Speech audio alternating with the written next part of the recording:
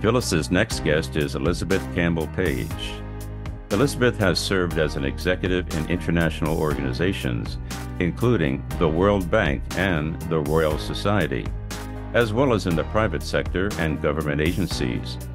She is known for her leadership knowledge and her ease in virtual online consulting and facilitation. More than 60,000 individuals have benefited from her leadership expertise.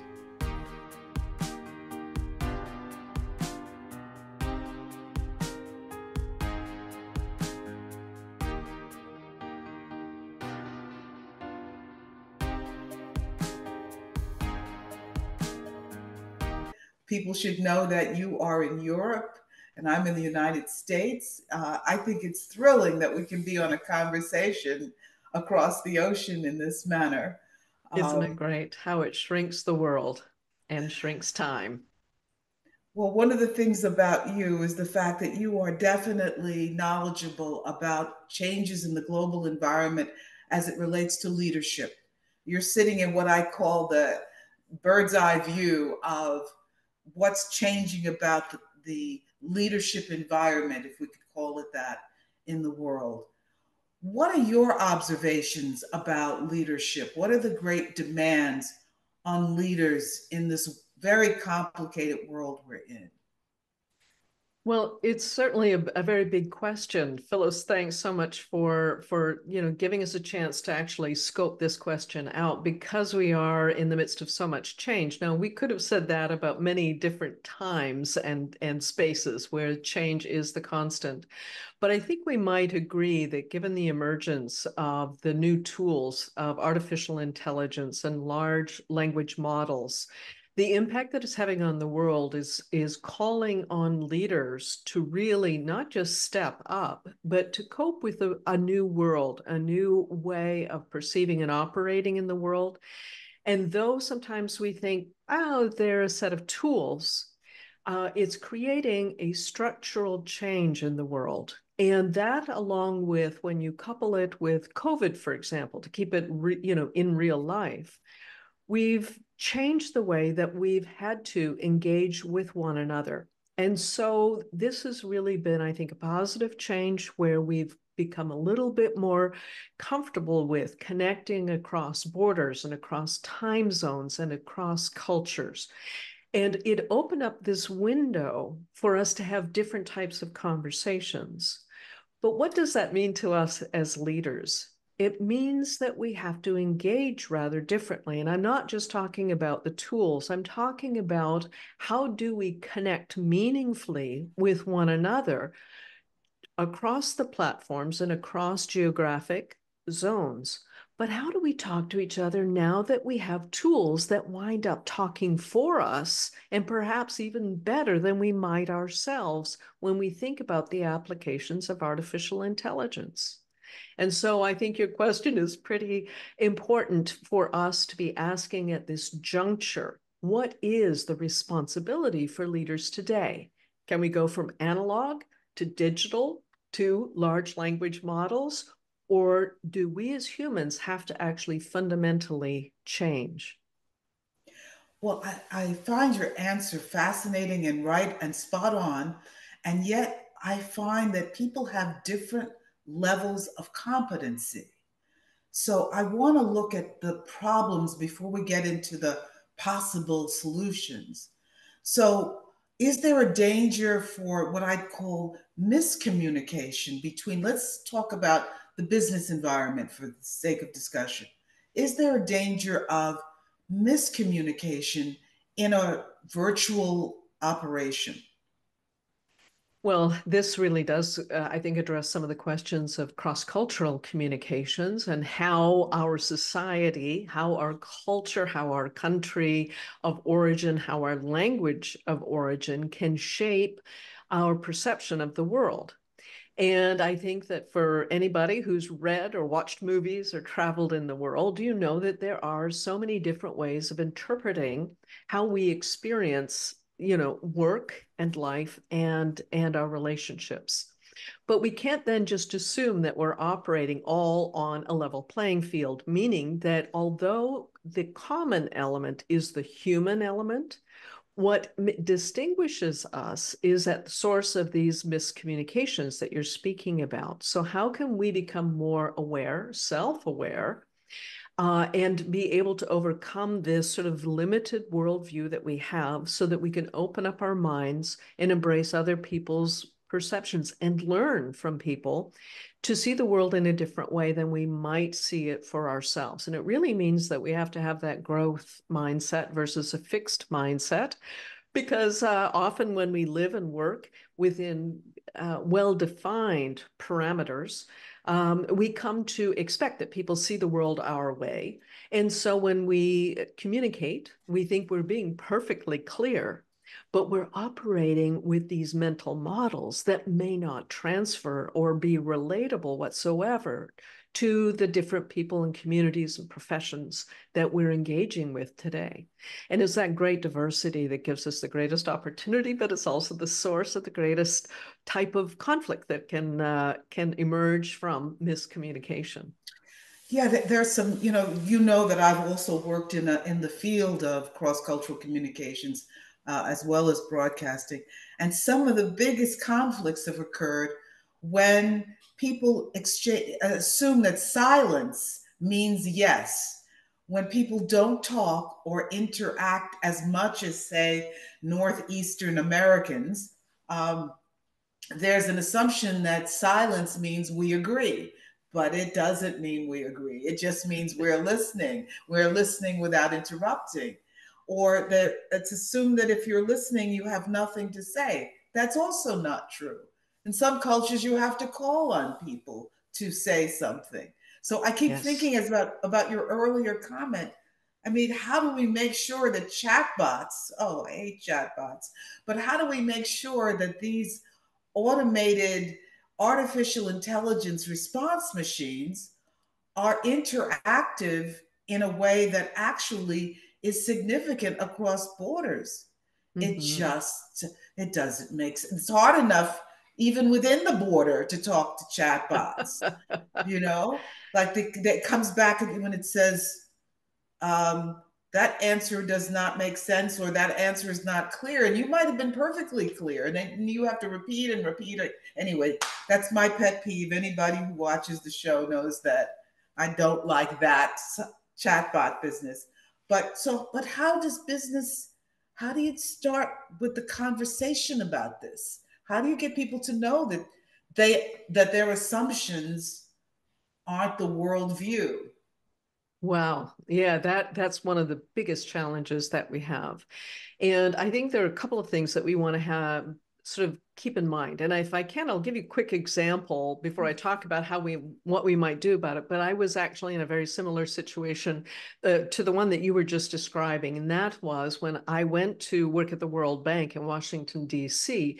And as a Canadian, you might actually be familiar with this stereotype of Canadians, but we're very polite and we say sorry a lot.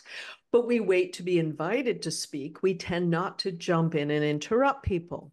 So I'm on the learning board, and it's a large group of people. There's usually 30 to 40 people around the boardroom table as we're discussing how to take the World Bank's lessons learned from 50 years of international poverty alleviation and development work, and how to disseminate that out to the world, right, through learning and knowledge.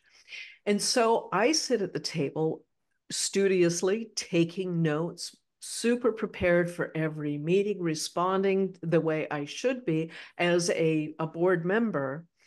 And then I heard from another member when I was told that I was too quiet. Clearly, I wasn't a leader and couldn't take on one of the projects because I didn't speak up at the meeting enough.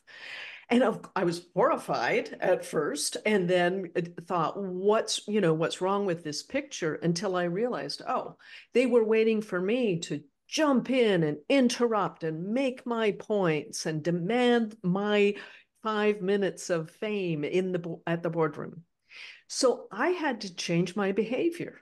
I had to adapt my behavior to demonstrate, because nobody was going to wait for me to show leadership until I showed it myself.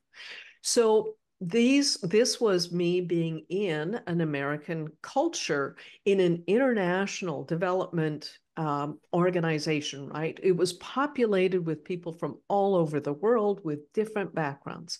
But each one of us had to be able to see what was the shared culture and how could I and each one of us adapt so that we could actually be useful. So that sort of begs the question then, well, what do we do? How do we avoid these, miscommunications and misunderstanding? And it was Indira Gandhi, a lesson I took from Indira Gandhi, who's the former premier and prime minister of India. And she said, you cannot shake a hand with a closed fist. We must first extend an open hand for someone to take that and grasp it and create that connection. So that means it starts with us. Leadership means, I call it a game of tag. Tag, I'm it, you're it. It's got to start with us. But we have to go first. We have to extend an open hand. We have to have an open mind, demonstrate what it is to not always know, not be certain, to demonstrate that vulnerability, to invite people into the conversation to discover the substance of what's there through then listening patiently, asking questions, responding appropriately. And what does it signal to the other person? Signals, I respect you. What you say is important to me. There is trust in that relationship. It becomes reciprocal. I think also in your speaking there is a degree of humility that Westerners must have about the pace and timing of other cultures. I know that Japanese businessmen that I've worked with have studied extensively this Western notion of jumping in and shooting from the hip and speaking. They study us, but do we adequately as Westerners study the needs of other cultures that have a different sense of time, that have a different sense of respect? So this is all great as we talk about human beings, but boy, does it get complicated, as you've said already, when it comes to AI. When it comes to artificial intelligence. Now, maybe the artificial intelligence robots will be more channel oriented in that they can switch channels and switch tone and switch comprehension abilities as we move ahead with AI. Maybe that's something that will happen. But right now, it's modeled, these chatbots are modeled on Western standards. So we'll see what happens. But let's continue with this because, as we have discussed the business environment, you have worked extensively in training people in large organizations. What kinds of things are needed in the training environment today that you are offering? What are the topics that you are teaching on a regular basis that help to fix the business environment? Well, there are a number of leadership skills. I call it a leadership skill stack. And I think that it addresses what are the current issues, the current problems as we transition into a more global virtual working environment. And by virtual, we may be working partly from the office, we may be working partly from home, we may indeed have blended teams. So how can we possibly lead teams with that much variation and with that much diversity? And so it really comes to us, on us, first of all. And there's something called the platinum rule. I'm sure you've heard of the golden rule. Do you remember what the golden rule is? Yeah, treat others as you would like to be treated. Yeah, exactly, right? A really good civics lesson. And it works. It works in life, it works at work, it works at home and in our community. And so that's why it's a pretty good universal rule. But that's all right if you are, in your community. But what do you do when you step into leadership? It's a game changer. We're no longer in the same kind of relationship at all. It's sort of like stepping through the looking glass where things turn topsy-turvy, upside down. So what does it mean to be a leader? Well, the platinum rule helps to address that, because instead of treating people the way that you want to be treated, our responsibility is to treat people the way they want to be treated. We must look at the world from other people's points of view. Why? We still want to get results. We still want to drive productivity. We want to lift performance. We want to increase engagement, right? These are all the things that we're taxed with as leaders, getting results. But how do we get results through other people?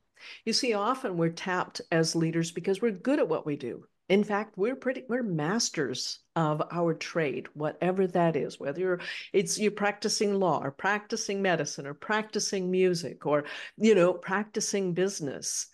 We're good at delivering results. But when we step into leadership, the game changes because we have to get results through other people. And how much training do we get in that? Not very much. It's by the seat of our pants. We get in, we learn from experience, right? But that school of experience, the school of hard knocks, is very expensive because we pay a price. We pay the price in do-overs and miscommunication and relationships that have to be repaired. When you think about all of those things that occur by accident, it's very costly in so many ways, to us, to other people, to stress, anxiety, to our performance. And we have reputational risk in mind too. We want to be seen as being really good at what we do. We want other people to see that we know what we're doing. But we have to see the world through their eyes in order for other people to buy into what we're driving for. What are the business requirements? What are the quarterly, reports? So we have to, in fact, engage people based on what they care about. And so we're talking about both intrinsic and extrinsic motivation. But what we know from particularly, I think, underscored by a Nobel Prize winning study done by Daniel Kahneman. And he was one of the first Nobel Prize winners to ever win the Prize of Economics. And he was not an economist. He was a psychologist. And he wanted to understand how people make decisions. And so he went to Wall Street. What a great place to study how decision-making is made, right? Because we've been taught that we're rational human beings. And since, post-Second World War, we become a very rational society, economically based and numbers driven. So we know the old adage, if you want to get wealthy, you buy low and you sell high. But why aren't we all wealthy given that? What are we actually doing? Well, we look at the market and we wait and look and we have that fear. Oh, what if I make a mistake? I'm not sure. And so then all of a sudden we wait till a stock starts climbing. And if you want to take cryptocurrency just for fun, you can say, oh, at first everybody said, no, it's terrible. It's no good. There's no validity to it. So everybody wanted to stay away, but a few people jumped in. Well, then it started to climb slowly, a little bit more and a little bit more. And we got more and more anxious, and the FOMO, F-O-M-O, or fear of missing out, grabbed us all. And finally, as the prices were mounting higher and higher, what did people do? All in, bought up cryptocurrency. So then it peaks and it starts, different economic things happen. COVID happened. All kinds of unpredictable market factors started to put pressure on the price. What did people do? Oh no, I'm hanging on. I put everything into it. I mortgaged my house. I'm not going to sell this, until it got lower and lower and lower. And then we get the fear of missing out again. They know something I don't know. I better sell it now before I lose everything. So we buy high and we sell low. That's not rational. And this is what Daniel Kahneman was able to demonstrate through his analytics and through the work he did, that we're emotional human beings and we use rational thought to justify the emotional decisions we take. And what does it mean for us as leaders? It means that we have to understand people's motives, their emotions. That's at the root of motive, isn't it? If we know what somebody cares about, we know what moves them. And if we know what moves them, we know what motivates them. Well, let me interrupt you right there. Mm. because the standard leader in corporate settings, both globally and domestically in the US, a lot of them had the old-fashioned idea that money motivates or the lack of money motivates. Is this accurate? Is this why people really come to work? Is it the money, or is there something else in your view? Well, it's a great question because that really has been one of the patterns, for leadership, for management, for supervision. We've built a lot of our training around those outdated modes of operating. And it's really interesting. It's based on Taylorism, which was sort of just pre and during the Second World War, where we were automating everything.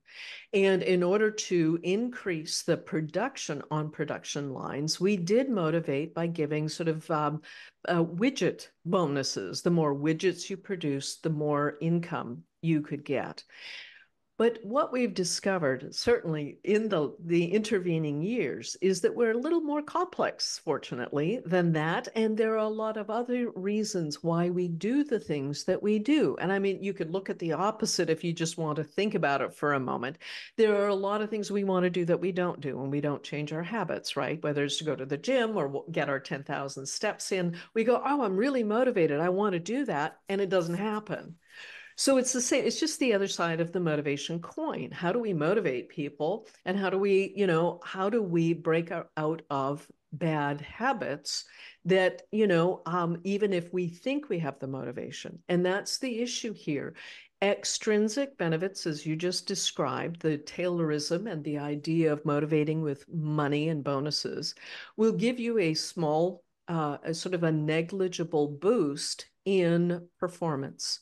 But if you want sustained performance that is at not incremental, but exponential levels, you have to reach into people's motives, your own motives, for example. Those are intrinsic.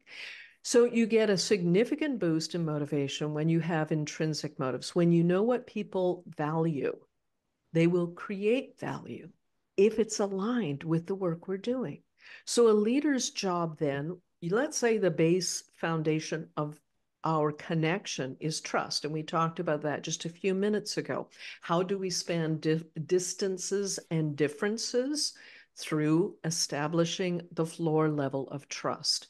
The first level of trust is transactional. And transactional means that, you come to work, you get a paycheck, and in exchange, you give up your time. So that's attached to that extrinsic motivation.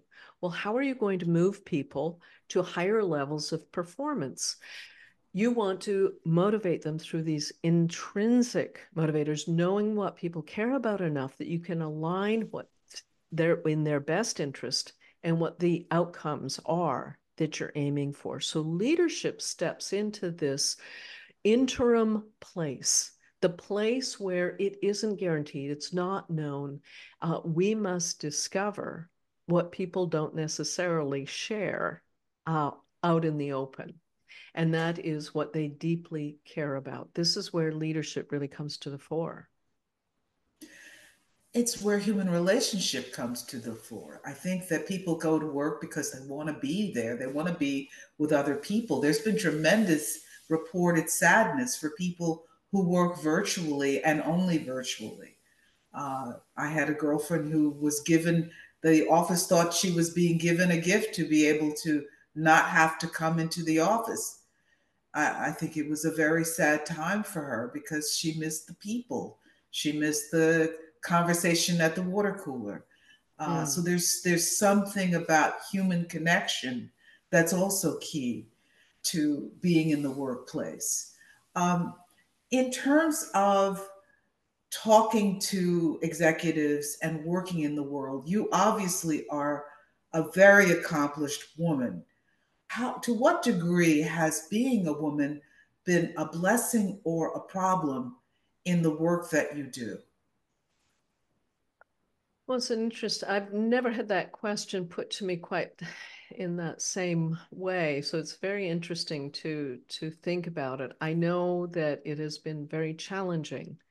And and it's sort of the challenge, I think, is shaped in part by culture and by the era that we were raised in, the era in which we operated in. And if you cover a number of decades like I have, then you've seen a lot of changes in, how one succeeds in the corporate world.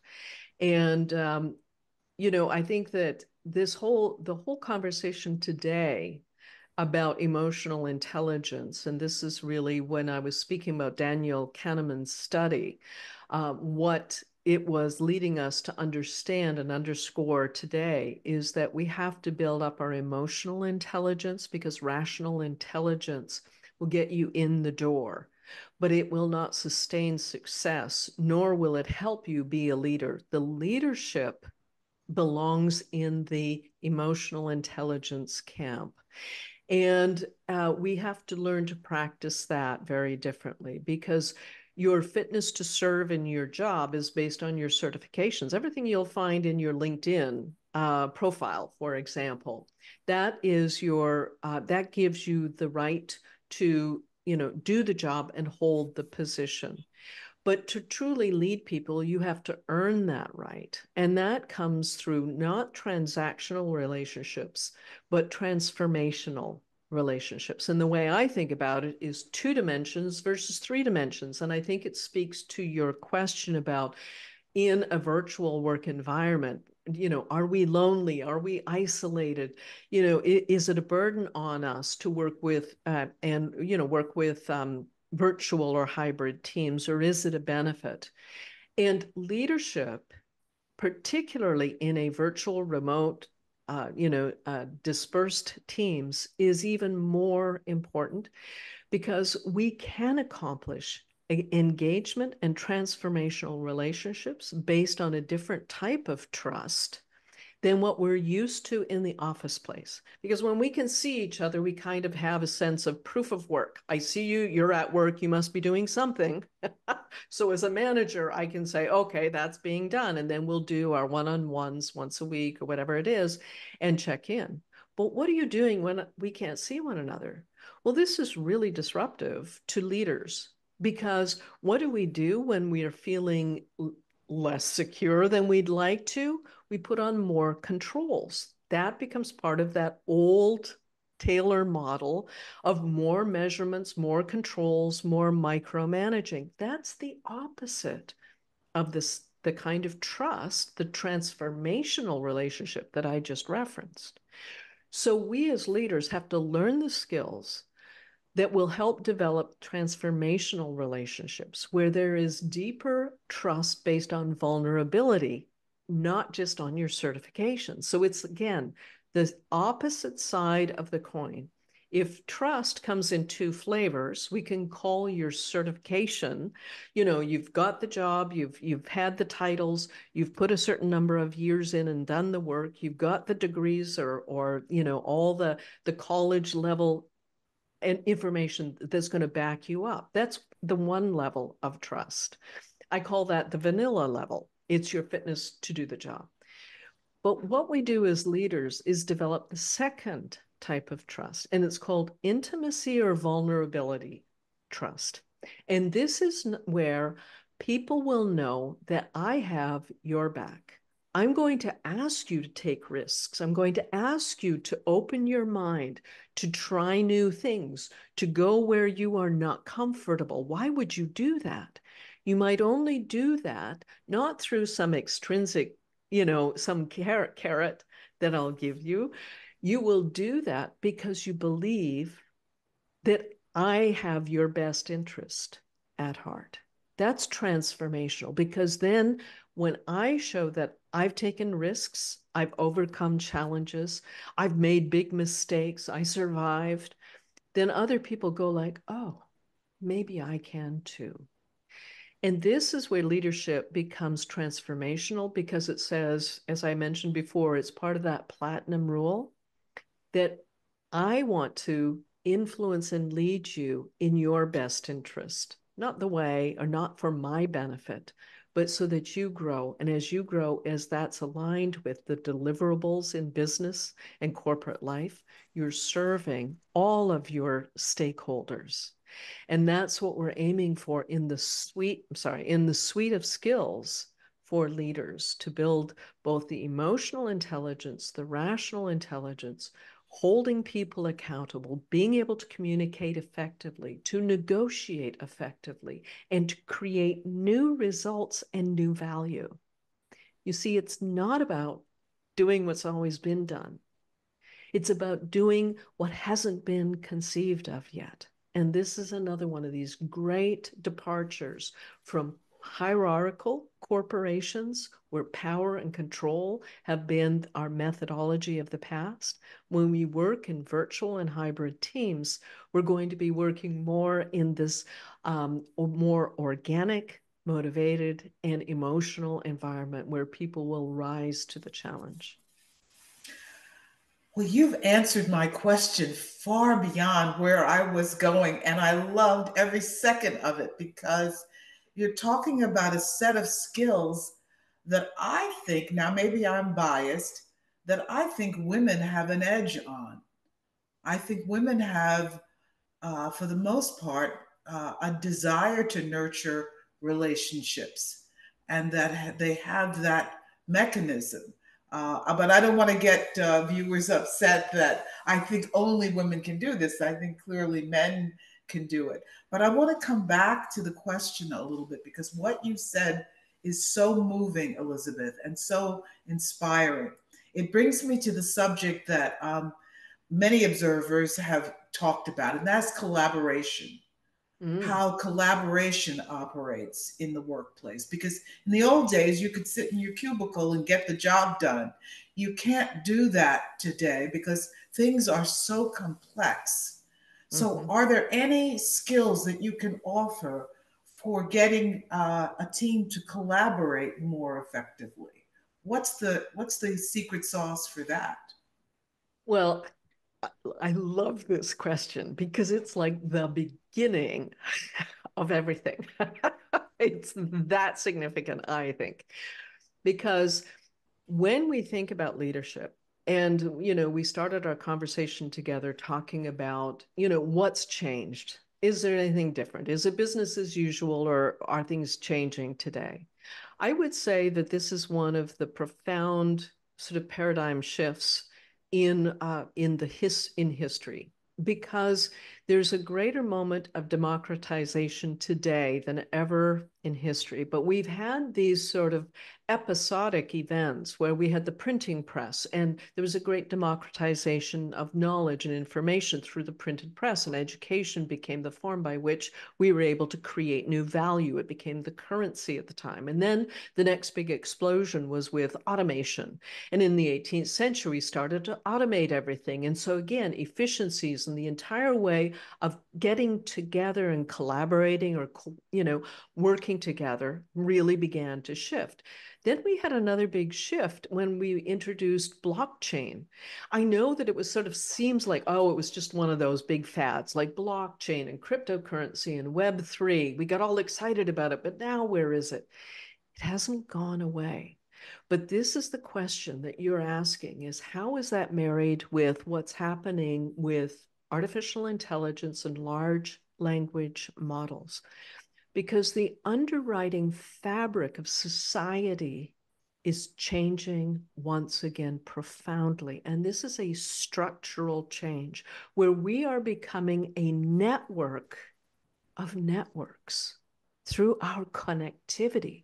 And the hierarchy, which we've been living by for over 2,000 years, since the Romans really sort of institutionalized hierarchical efficiencies that came about through their armies and their successes of being able to break everything down through these control mechanisms. So command and control is how we've operated for over 2,000 years. But this question about women and how decisions are made and our emotional intelligence for having these transformational relationships where we invite and expect and challenge people to go beyond what they might have thought possible even for themselves, I say it belongs in this same camp. And the camp is generative, not hierarchical. Hierarchies are based on power and extrinsic motivations. Generative processes, as anybody who knows anything, if you were ever a child, if you were born, if you've had children, if you know people who've had children, you know that pregnancy is a generative process. And the generative process is one that is holistic. It is one in which we can't say, oh, well, I figure out time's up. I'm tired. I've got to get back to work. Let's just speed this thing up. No, it takes the time it takes for us to create something that has never existed on Earth before. That may be a child. It might be a work of art. It may be a piece of music. It might be starting a business. It might be writing code. But what we're doing today is far more generative than at any time in history. And now the tools like AI is still a tool by which if we as both leaders and think of ourselves as individuals with this capacity to create something new that didn't exist before, it puts us into this generative camp. And therefore, the idea of collaborating doesn't mean that we're working from a scarcity model of, if I've got this, I can't show it to you because you might take it away from me. No, if it's generative, it means, could you add your ideas to it? Could we get together and collaborate and make something even better? Something I couldn't have thought of, but with the diverse background and experience and education that you bring to it, could we put these ideas together and out of that collaboration generate something even bigger, better, more interesting, or more beautiful than we could have imagined on our own?